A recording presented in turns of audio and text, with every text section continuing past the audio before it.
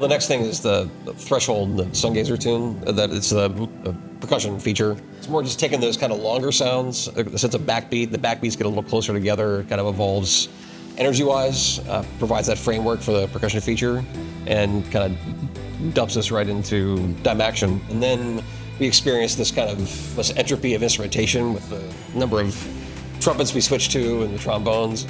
Things really kind of come off the rails. Dimaxion is dynamic maximum tension. So our goal was to create that by the end of this movement. Chaos, cacophony, that kind of thing. It's a really, really good piece by Darcy James Argue. Much like the Reich, it's like there's little loops in there. There's an 11 count loop towards the end of the piece, for example. And very wide intervals, which sounds, angular, a little, ba-bee, ba-bee, that kind of thing. So you're not gonna leave the stadium whistling that.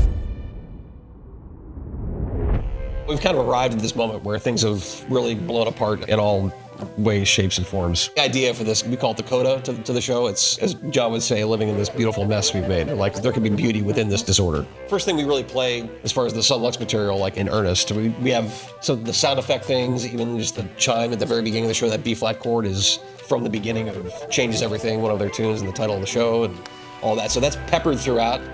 I like celebrating the beauty of the anarchy, but it's also a chance to let the audience back in. It does have a celebratory tone to it.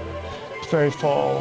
It's kind of a bookend to the beginning of the show. I kind of compare the end of Dimaxion to like a Pollock, the painter, where it seems very random, that it's just, there's a certain randomness to the process.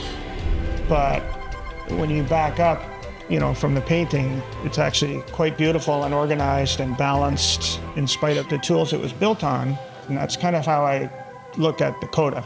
It's kind of stepping back from that chaos and letting the audience back in, but celebrating, what we've created.